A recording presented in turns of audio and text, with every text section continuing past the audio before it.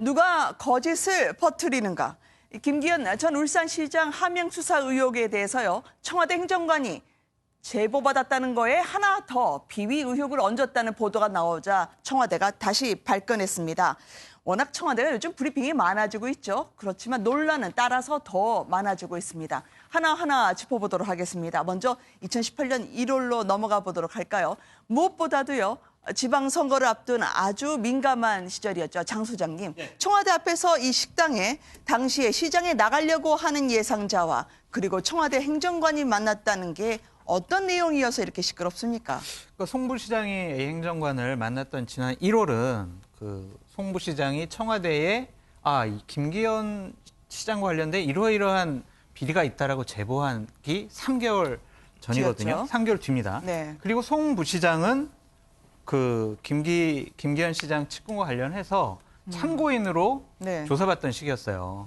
그리고 가명으로 이제 네. 가명 김 씨라는 이름으로 조사를 받았는데 그런 다음에 청와대 이제 관계자들을 만나고 난 다음에 결국에는 송 부시장은 그 선거 캠프의 네. 정책팀장을 맡아서 여러 가지 정책 공약 개발을 하게 되는데 이것은 결정적으로 청와대가 이 지방선거에 개입한 거 아니냐라는 결정적인 증거라고 보여집니다. 왜냐하면 선거를 앞두고는 대통령의 지방 일정도 잡지 않은 게 보통의 관례인데 이렇게 청와대 행정관이 직접 뭐 시장과 부시장 만나고 여러 가지 정책을 공유하고 얘기했다, 상의했다 이런 것 자체가 좀 선거에 개입하려는 의도였다. 그것을 청와대 스스로 밝힌 것이 아니냐 그런 생각이 듭니다. 네, 청와대 식당에서 만났다는 이분들이요. 앞에 식당이죠. 송초로 당시에 이제 울산시장을 나가려고 하는 예비 후보 격의 사람이었고요. 송병기 그 논란의 부시장도 함께했다고 하는데요. 김 변호사님께 좀 여쭤보고 싶어요. 청와대에 계셔서 청와대는 이 일을 놓고 문 대통령의 공약을 설명하는 자리였다고 하는데 이렇게 지방선거 앞두고 여야 후보자 불러서 공약도 설명해 주시고 원래 하나요?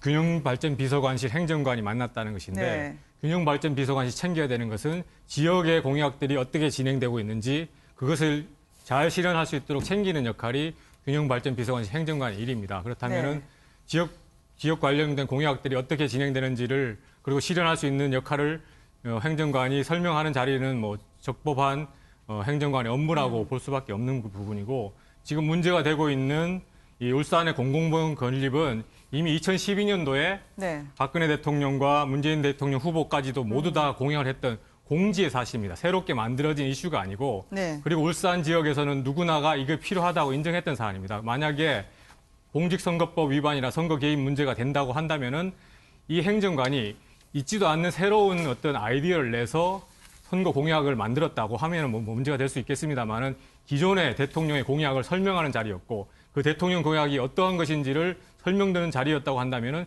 적법한 업무 집행의 연장선상에서 만남이 있었다고 말씀드릴 수밖에 없는 것 아닌가 싶습니다. 네. 그러면 뭐 야당 쪽 분들도 오시면 다 얘기해 주세요. 청와대에서 만나 주시나요? 선거 전에? 특별히 안 만날 이유가 없겠죠. 네, 저는 그렇게 생각합니다. 네, 이 변호사님 말씀 주시면서. 잘 안 만날 것 같은데요.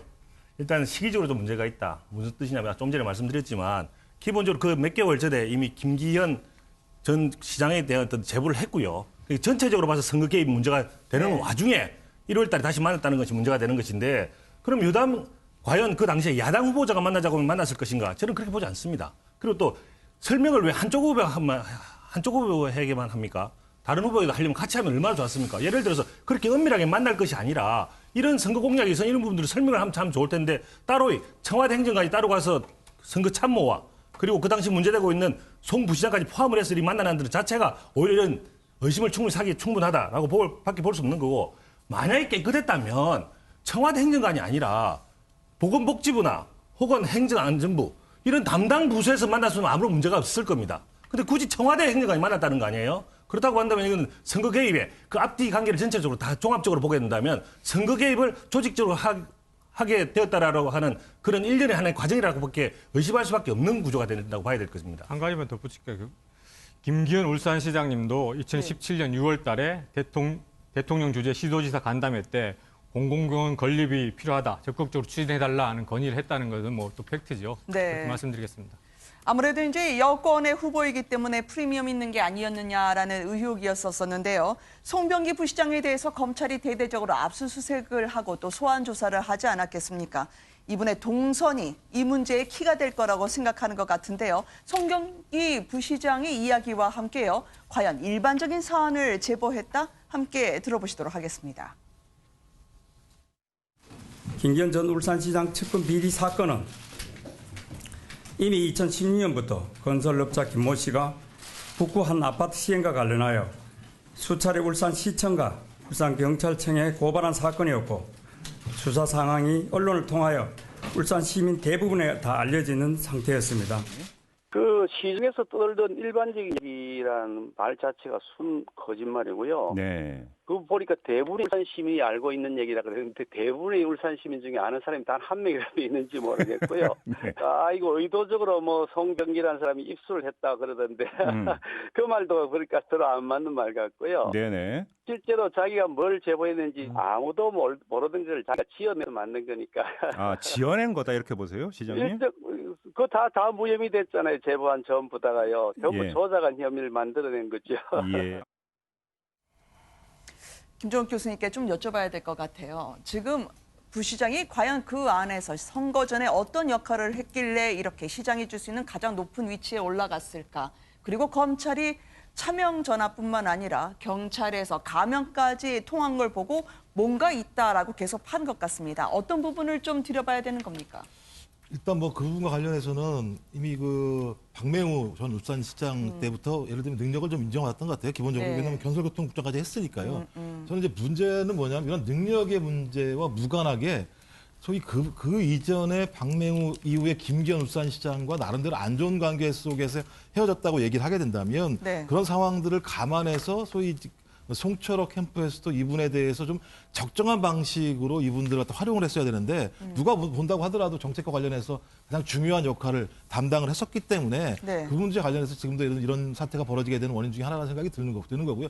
당연히 뭐 캠프에서 정책과 관련해서 가장 중요한 일을 했었고 뭐 아까 얘기가 나왔던 공공병원 같은 경우도 뭐 송 부시장의 아이디어라는 얘기가 나오기 때문에 정책을 총괄한 상황에서 소위 정무 부시장이 아닌 경제적 부시장이라고 하는 자리를 통해서 본인이 한 가격에 대해서 준 거죠. 근데 이제 가장 논란은 뭐냐면 이렇게 좋은 자리를 준 이유가 실제적으로 예를 들면 지금 계속 의혹이 되고 있는 소위 청와대와의 관계 속에서 나름대로 네. 뭔가 역할을 한 거 아니냐. 네. 그래서 제보를 통해서 소위 상대편 김기현 울산시장의 문제를 불거지게 만드는 선거 개입과 관련해서 그런 것일 때 몫으로 경제부시장을 받은 게 아닌가 이런 얘기들이 있긴 있는데 전 그건 제가 볼 때는 검찰 수사 결과와 법원 판결을 봐서 전 해결해야 되는 문제인 거지만 저는 문제는 송철호 캠프에서 네. 왜 이분을 저렇게 중용했는지에 대해서 저는 잘 이해가 안 돼요. 왜냐하면 다 아시겠지만 저분이 뭐 전통적으로 민주당 지지를 했고 민주당에서 운동하신 분이 아니고 네. 과거에 자유한국당 전신에서 일했던 분인데 저분을 저렇게 과도하게 중용하는 문제가 발생하다 보니까 그 문제가 이후에 오히려 송철호 지금 시장에게 문제가 됐다는 측면에서는 제가 볼 때 내부 캠프에 좀 문제가 있다는 생각이 들긴 합니다. 예. 네, 변호사님. 예. 근데 결국 일반적으로 선거를 치러보면 아는데 경제부시장이라는 자리, 광역시장에게서 경제부시장의 자리는 농공행상 중에 제1의 자리라고 보면 됩니다. 실질적으로. 네. 그러니까 자기가 이 선거를 치는 데서 가장 누가 기여를 크게 했는가 이 부분을 바로 경제부시장으로 데려가면 된다고 보면 되는데 그렇게 본다면 바로 이 송 부시장이 가장 큰 역할을 했다고 볼 수가 있고 가장 큰 역할은 단순히 정책을 개발하는 실무 책임자 차원이 아니라 이 전체를 총괄하고 단순히 정책뿐만 아니라 전체 선거운동 자체를 총괄한 지위에 있었기 때문에 경제부시장이 갔다고 볼 가능성이 높아집니다. 그와 관련해서 네. 지금 이 경찰 조사받을 때 이분이 특히 가명을 썼고 차명폰을 사용했다고 하지 않습니까? 그렇다고 한다면 은밀하게 어떤 이 선거 관련된 행위를 했다고 볼 가능성이 높게 되고 특히 경찰에서 가명을 쓸 수 있다고 하는 것은 이건 엄청난 이야기입니다. 무슨 뜻이냐면 저도 경찰에 많이 가서 네. 조사 참여를 해보지만 가명 자체를 잘 경찰이 받아주질 않아요. 경찰은 참고인이라 하더라도 네. 본명과 그 당사자 누군지 정확하게 확인을 한 다음에 자기들이 입건은 아니지만 그 정보를 수집하는 차원에서 반드시 기재를 하게 돼 있습니다. 그럼 당시에 전산에. 가명이 통했다는 건 검찰이 확인을 안 한 거예요? 못 한 거예요? 경찰이 확인을 했음에도 불구하고 어떻게 보면 가명으로 하는 것에 대해서 동의를 해줬을 가능성이 높다는 이야기죠. 그래서 검찰에서 이 부분에 관련해서 지금 선거 개입과 관련해서 이 가명을 썼다고 하는 부분 경찰이 실질적으로 이 부분을 도와준 거 아니냐라고 하는 부분에 의심하는 부분들이 바로 이 가명을 쓰는 것에 대해서 일반적인 관행과 달리 아주 이례적으로 경찰이 가명을 받아줬다고 하는 부분들의 조사가 심하게 이루어질 거라는 것이 그런 의미입니다. 네. 지금 뭐 차명폰에다가요. 이분이 검찰에서 진술할 때 보면 경찰하고 굉장히 다른 것 같아요. 송병기 부시장의 기자회견 이후에 경찰이 마치 엄호하듯이 에스코트 해준 부분도 확인할 수 있었었는데요. 자, 김 변호사님께 여쭤볼까요? 네. 지금 논의 자체가 송 전 부시장의 역할, 비중 이쪽으로 지금 계속 얘기가 되고 있는 것 같은데요. 지금 송 전 부시장이, 송 부시장이 가리키는 손가락의 가리키는 방향은 이 김기현이라는 전 시장의 혐의가 있느냐 여부로 집중해야 된다고 생각합니다.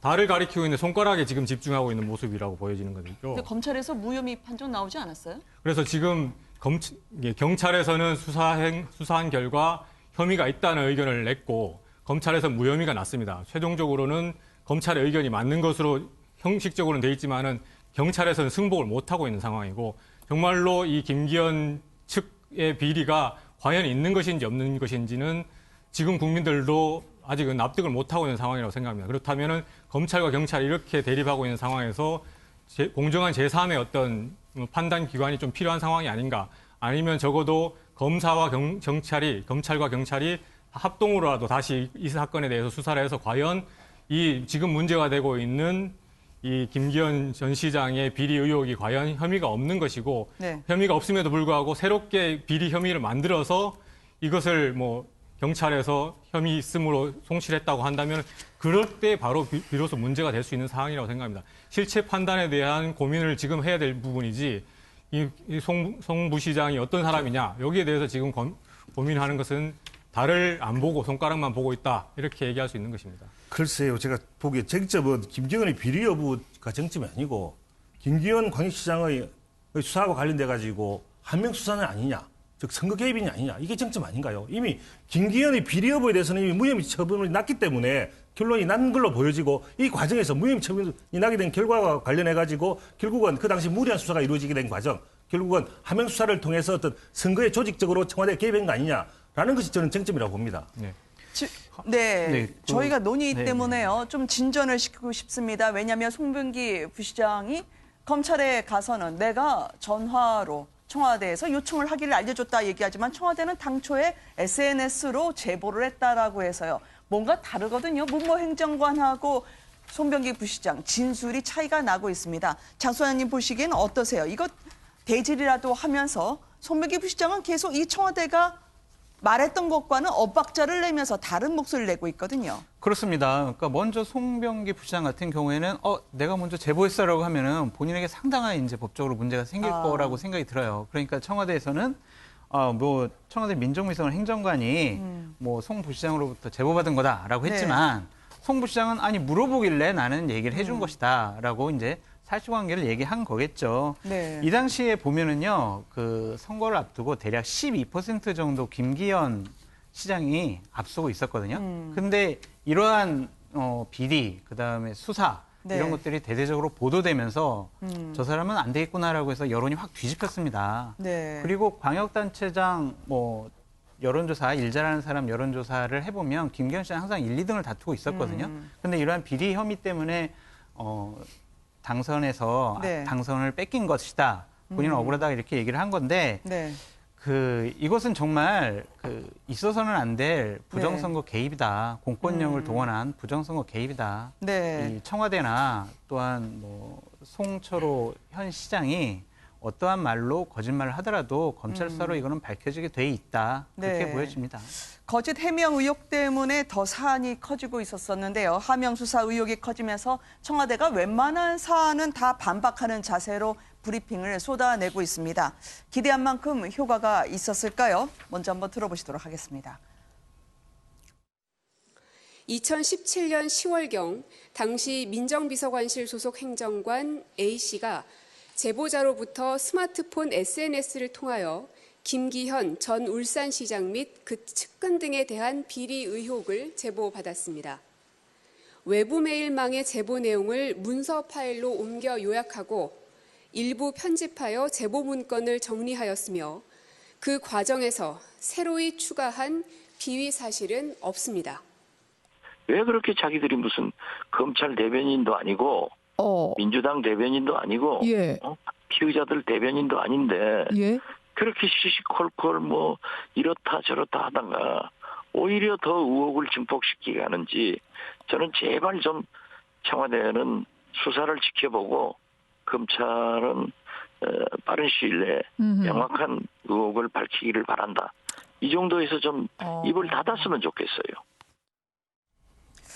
박지원 의원까지 나온 이유는 무엇일까요? 원래 청와대가 브리핑을 하면 의혹을 종식시키는 종결자인데 오히려 의혹을 확산시키는 촉매제가 아닌지 왜 마음이 급할까? 다 브리핑을 하려 할까? 거기에 대해서 김 교수님은 어떻게 생각하세요? 일단 청와대 입장에서는 이게 왜 중요하냐면요. 공직선거법을 위반한다는 문제로 가는 거잖아요. 결론적으로요. 만약에 네. 검찰이 얘기하고 있는 거나 언론이 얘기하는 거는 이건 상당히 중대한 문제인 거죠. 왜냐하면 유권자의 선택권에 대해서 청와대가 개입해서 예를 들면 그걸 바꿨다라고 하는 얘기가 되기 때문에 네. 전 그래서 지금 상황에 대해서는 예를 들면 청와대가 이렇게 발끈하는 이유는 이 문제가 절대 아니라고 하는 자기 내부적인 어떤 공감대 분명히 있는 것 같아요. 근데 문제는 뭐냐면 그러면 이런 공감대를 잘 설명을 해야 되는데 네. 설명 과정에서 제가 볼 때는 계속 예를 들면 엇박자가 나니까 문제가 생기는 거예요. 또 아시죠? 맨 처음에 박형철 비서관과 백원호 비서관의 얘기가 달랐어요. 네. 그다음에 비서실장의 말씀과 경찰의 얘기가 달랐어요. 그다음 또 대변인 얘기도 같은 경우도 몇 가지 내용들이 예를 들면 팩트가 오류가 발생했어요. 달랐죠? 예, 좀 네. 그래서 뭐냐면 그런 거죠. 그러니까 핵심적으로 뭐냐면 민정비서관실이 다른 업무 할 수 있어요. 실제적으로요. 왜냐하면 또 여론을 갖다 청취하는 부분이니까요. 네. 청취를 한 다음에 왜 그거 갖다 반부패 이상으로 넘겼느냐에 대한 정확한 설명. 그다음에 또 하나는 최초 제보한 내용과 그다음에 편집본 내용이 만약에 진짜 그야말로 차이가 별로 없다면 그걸 공개하면 되는 부분이라는 생각이 들거든요. 좀 그래서 이 부분 같은 경우는 원칙적으로 소위 과거에 이루어졌던 문제에 대해서 청와대가 진실을 정확히 밝히는 게 정도다 생각이 드는 거예요. 네. 그래야지만 청와대가 스스로 얘기하고 있는 자기들은 절대 예를 들면 그런 일을 하지 않았다는 사실에 대해서 국민에게 설명할 수 있을 것 같은데 이제 그런 부분과 관련해서 예를 들면 설명이 안 되는 상황이 벌어지게 되니까 계속 의혹은 증폭되는 거고요. 그 의혹 증폭에 대해서도 마찬가지인데요. 정확하게 딱딱 끊어서 설명을 잘 해줘야 돼요. 계속 네. 나온 것마다 설명하려고 하는 건 좀 문제라는 생각이 들어요. 그래서 청와대가 정확하게 컨트롤 타워를 가지고 전체적인 맥락들을 파악해서 국민들에게 설명할 것이 무엇인가에 대해서 총괄적으로 설명을 해야 되고 제가 볼 땐 대변인보다는 전 민정수석이 이 부분에 대한 해명을 한다고 생각이 들어요. 이 상황을 제일 잘 아는 사람이니까요. 민정수석이 얘기해서 책임감을 가지고 민정수석이 국민들에게 뭐 검찰이나 이런 거 다 중요하지 언론 중요하지 않고요. 국민들을 바라보고 여기에 대한 정확한 설명을 해야 된다. 진실이라고 하는 가치로 얘기를 하지 않게 된다면 저는 앞으로 청와대가 무슨 얘기를 하더라도 지금까지 한 얘기가 계속 엇박자가 났었기 때문에 네. 국민이 믿지 않을 수 있다는 생각이 들기 때문에 좀 총괄적으로 저는 대변인이 아닌 민정수석이 나서서 이 문제에 대해서 정확한 설명을 좀 국민에게 할 필요가 있다는 생각이 들어요. 말씀하신 민정수석을 또 포함해서요. 조국 그 당시의 민정수석 그리고 임종석 당시의 실장까지 이 사안을 가장 정확히 알 텐데 청와대 입장에서 보면 혹시 이 공보를 담당하신 분까지 제대로 이 정보가 내려가지 않은 게 아닐까요? 나름대로 열심히 애쓴다라고 하는 국민들의 감정도 있는 게 사실이지만 그래도 의혹, 거짓으로 비춰지는 거에 대한 청와대 차원의 부담감이 있을 것 같아요. 변호사님. 예, 뭐 닭이 있기 때문에 지금 제가 뭐 표현이 좀 그렇지만 어쨌든 그 당시에 실제 경험한 사람은 조국 민정수석과 임종석 비서실장 아닙니까? 우리는 대통령까지. 그렇다고 한다면 그분들이 실제적으로 와서 사실을 밝히면 될 건데 원래 대변인의 제도 자체가 그렇긴 하지만 어쨌든 간에 사실관계 잘 모르는 대변인을 통하다 보니 이와 같이 엇박자가 계속 엇박자로 나게 되고 사실 아닌 건 해명하게 되면서 더 문제를 일으키는데 이번에 고민정 대변인이 페북을 밝힌 내용도 문제입니다. 제가 봐서는. 네. 고인을 의혹 덩어리로 몰아간 이들은 고인이 이 사건과 무관함이 밝혀졌다. 저는 이것도 과장이라 보거든요. 네. 고인 이 사건과 무관함이 밝혀졌습니까? 저는 그렇지 않다 봅니다. 아직까지 더 밝혀야 될 영역이 있는 것이고 일부 고인이 그전에 이야기되어 왔던 의심에서 조금 벗어난 부분이 있긴 하지만 그것이 아니라 의혹 덩어리로 그런 부분이 있긴 하지만 아직까지도 완전히 벗어난 것은 아닌데 이것을 기정사실화시키면서 이 부분에 대해서 미안함의 표현도 보이지 않는다. 마치 사과해야 된다는 식으로 이야기하는 자체가 기존의 청와대의 태도가 잘못됐다는 것을 그대로 이야기하는 것에 반증하는 것에 불과한 것이라 봅니다. 왜냐하면 계속적으로 청와대 대변인이 받아들일 걸 받아들이지 아니하고 자기에게 유리한 이야기만 계속하면서 어떤 사실을 은폐하려고 하는 태도를 보여왔기 때문에 나중에 그것이 사실로 밝혀지면서 문제를 커져왔는데 지금 고민정 페북 내용도 거기에 지나지 않는다는 이야기예요. 조금 더 고민정 대변인이 사실관계를 정확하게 파악을 하고 난 이후에 발표를 하게 되면 훨씬 더 문제를 이렇게 심각하게 만들지는 않았을 거다 이런 생각이 듭니다. 그 페북 내용이 이제 금요일 날 나왔던 건데요. 엉뚱한 사람을 죄인으로 몰아갔던 거에 대한 왜 미안함의 표현을 보이지 않느냐. 극단적 선택을 했던 전 행정관에 대한 이야기였었습니다. 장 소장님, 그러니까 당장 야당 측에서는 아니 아무도 고인을 죄인으로 지목하지 않았는데 왜 잠잠할 만하면 다시 청와대가 불을 지피느냐라는 취지로 반박 논평을 냈더라고요. 고민정 대변인 같은 경우는 좀 답답한 마음을 얘기한 것 같은데 그 야당에서 얘기한 것처럼 어느 누구도 그 행정관을 고인이 된 행정관을 죄인으로 본 적이 없습니다. 그래서 바른미래당 같은 경우에는 고민정 대변인이 분별력을 상실한 것 아니냐 이런 식까지 비판 성명을 냈는데요. 이것은 저는 한마디로 청와대의 업무 시스템이 마비됐다라고 생각이 듭니다. 왜냐하면 실체적인 진실을 모르는 사람들이 모여서 네. 논의하고 대응 방안을 마련하고 있어요. 그러니까 백원우 비서관 같은 경우에 핵심적으로 이 사건을 처리했던 분인데 이분은 지금 청와대에 없습니다.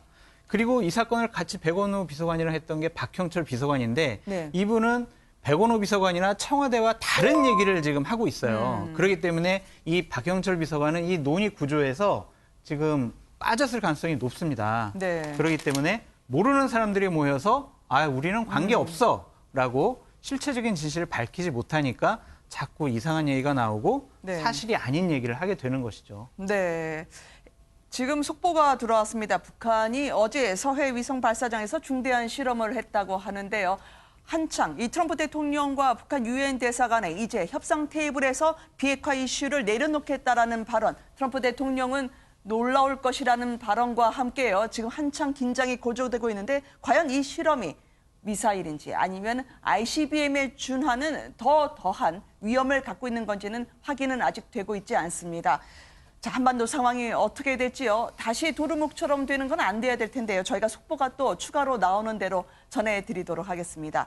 논의를 조금 더 이어갈까요? 김 변호사님께 던지고 싶어요. 왜냐하면 지금 이 청와대에서요. 의혹을 덮고자 하지만 혹은 해명을 하고자 하지만 불이 꺼지질 않거든요.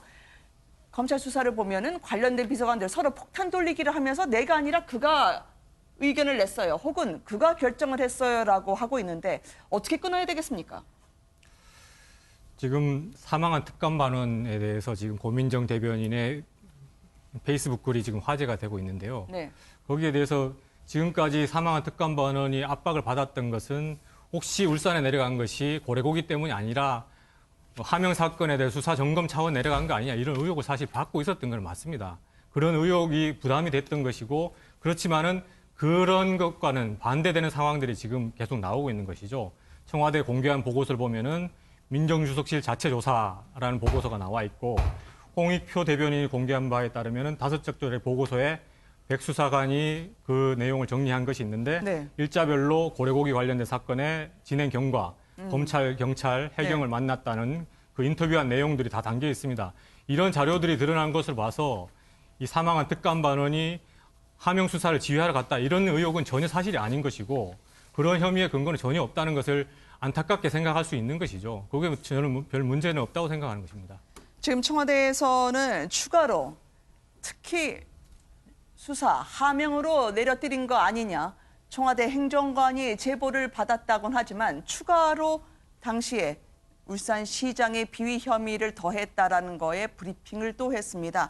주말에도 쉬지 않고 계속 가짜뉴스 누가 퍼뜨리느냐는 식으로 이야기를 하던데요. 교수님 어떻게 보셨어요? 그러니까 저는 예속 이렇게 예를 들면 그 검찰발 언론 기사가 나온 내용에 대한 청와대 반박, 네. 청와대 반박에 대한 사실관계 속에서 청와대가 얘기한 내용이 또 틀리다 이런 내용들이 좀 반복적으로 벌어지는 상황이거든요.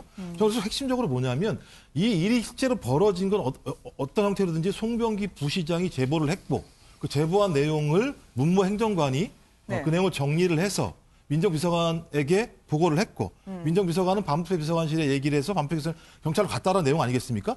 전 이 과정에 대해서 벌어진 일에 대해서 그 원초적인 제보, 그다음에 네. 편집한 내용, 그러니까 지금 예를 들면 그 수석 대변인 같은 경우가 말씀하신 내용이 분명히 있는데, 홍익표. 네. 저는 그 내용에 대해서도 마찬가지지만 이제는 서로가 말만 할 게 아니라 증거를 제시해서 그 증거의 내용들을 가지고 좀 확증하면 된다고 봐요. 왜냐하면 어떻게 보면 이건 송 부시장과 문 행정관 간의 어쩌면 그 오래된 관계 속에서 만드는 작품일 수도 있는 거고, 아니 거기에 더해서 지금 야당에서 의혹을 제기하고 있듯이 거기에 플러스 청와대나 정권 실세가 개입할 수도 있어요. 하지만 이건 다 의혹이기 때문에 지금 핵심적인 내용들은 뭐냐면 지금 벌어지고 있는 가장 기본적인 제보의 내용과 편집했다라고 하는 내용 자체가 무엇인지를 빨리 밝혀내야 된다. 그것이 밝혀지게 된다면, 청와대가 거기에 저기 내용들을 수정했는지 안 했는지 여부 하나랑, 그다음에 이것이 감찰 대상이 아님에도 불구하고 왜 경찰로 이첩했는지에 대한 부분에 대해서 이 두 가지만 해명된다면 저는 그 다음 문제 같은 경우는 다 가르마가 탈릴 수 있다는 생각이 들기 때문에 이 앞부분에 대해서 빨리 청와대가 좀 다시 설명을 했으면 좋겠어요. 예. 그거 관련해서 저도 당연히 그것이 밝혀지면 좋다는 입장에서 지금 청와대는 제보자로 지목된 송병기 부사장이 뭐 동의하면 부시장이. 예. 밝히겠다는 이야기인데 저는 제가 봐서는 이때까지 과정으로 봐서 뭐 국민의 알권리라든지 이런 차원에서 보면 그냥 밝혀도 될 걸 갖다 꼭 이렇게 숨기는 게 문제가 되고 왔거든요. 예를 들어서 홍익표 수석 부대변인도 본인이 국회의원이기 때문에 면책특권이나 수석 대변인이기 때문에 충분히 직무상 밝힐 수 있고 국민의 알권리상 밝힐 수가 있거든요. 그런데도 불구하고 입수한 문건에 대해서 그 출처를 안 밝힌다든지 그걸 있는 그대로 밝히지 않는다든지 저는 이런 것들이 계속적으로 의혹을 증폭시키고 있다 이렇게 보는 거거든요. 네. 이번에 청와대에서 발표할 때도 송 부시장에 대해서 이름을 알면서도 이름을 밝히지 않고 뭐 전직 관료, 정당과 관련 없다 이런 표현을 하면서 오히려 더 문제를 크게 키워왔던 거 아니겠습니까? 네. 그런 차원에서 본다면 역시 빨리 사실을 있는 그대로 밝혀서 그 의혹을 빨리 해소하는 게 낫다라고 보게 됩니다. 문건 자체보다 경로가 궁금하다는 말씀이셨는데요. 추미애 이제 장관 내정자와 윤석열 총장 간의 다음 담판을 저희가 이슈로 짚어보면서 또 한번 보도록 하겠습니다.